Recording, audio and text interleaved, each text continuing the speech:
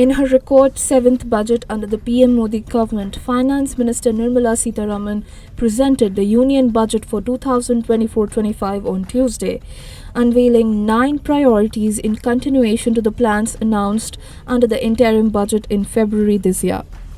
The major highlights of the budget presented by FM Sitharaman were the announcement of a revised income tax structure, a reduction in the basic custom duty on gold and silver to 6%, and a job boost specifically for the youth. Acknowledging that the Modi 3.0 government is a coalition government, FM Sitharaman's budget speech saw several special packages for its NDA allies such as new airports, medical colleges, highways in Bihar, and a special financial support for Andhra Pradesh. Creation of jobs. Though the government kept its focus on infrastructure and providing incentives for manufacturing to enhance the Make in India campaign, the major challenge the PM Modi government faced was the lack of employment opportunities for the youth.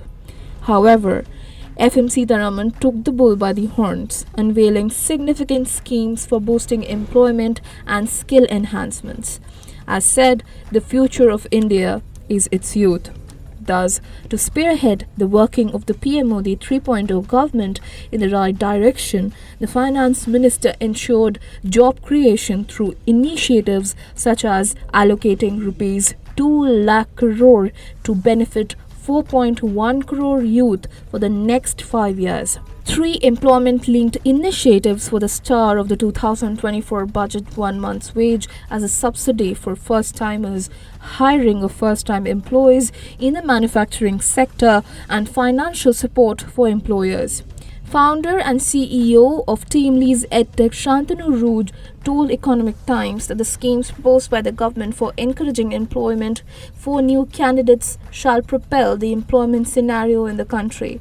Meanwhile, co-founder and CEO of Primus Partners, Nilaya Verma, hailed the budget of 2024, highlighting that it's good to see jobs, skills and education that became the core of the budget speech.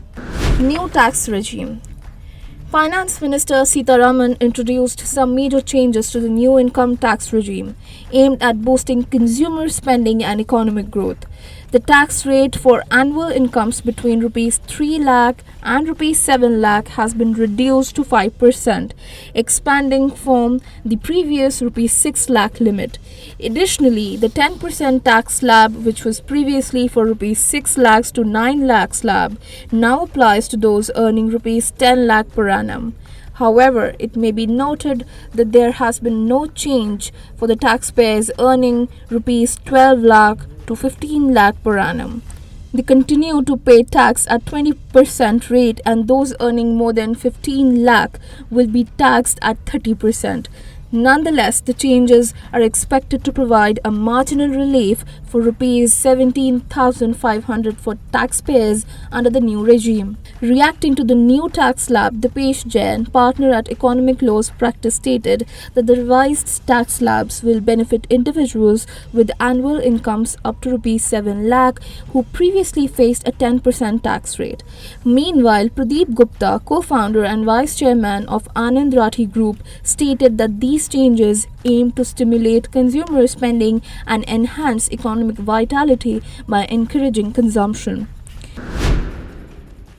Amid calls for a Sarkar Bachao budget by the opposition, key NDA allies JDU and TDP on Tuesday hailed the big-ticket measures for Bihar and Andhra Pradesh in the union budget. The central government has announced new airports, medical colleges and sports infrastructure for Bihar and 26,000 crore to be allocated for highways in the state. While for the development of Andhra Pradesh's capital, Amravati, the government has allocated rupees 15,000 crore. Efforts to fulfill commitments under the AP Reorganization Act and grants for backward regions of Andhra Pradesh. इस राज्य का दर्जा जी कह रहे थे और अगर विशेष राज्य का दर्जा बहुत लोगों का था कि पहले से बंद कर दिया गया है, तो उसके चलते एक सहायता के लिए बिहार के विकास के लिए मदद होना चाहिए जी मदद होना चाहिए बिहार जी, तो वो तो करना शुरू कर. What got cheaper or costlier?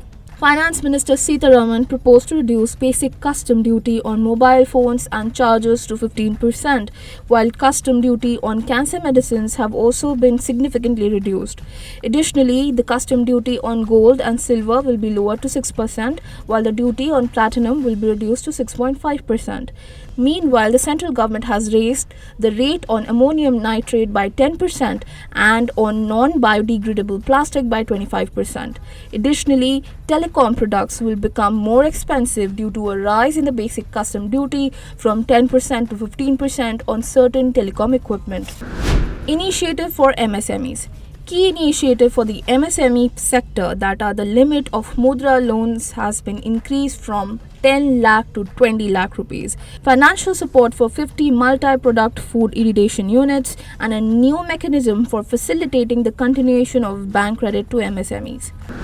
Economic growth. Highlighting India's economic rise, Finance Minister Sitharaman stated that India's economic growth continues to shine at a time when the global economy is still in the grip of policy uncertainty.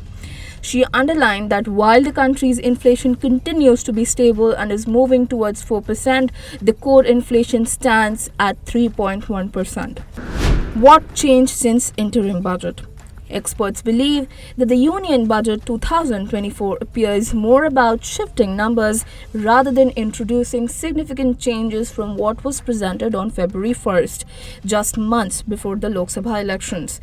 Additionally, the two new partners in the BJP government now have the bargaining power to demand their due share. The final budget has increased by rupees 54,744 crores compared to the interim budget, as the total expenditure has been revised to rupees 48.20 lakh crore. Coming to the fiscal deficit front, the government has made progress in containing the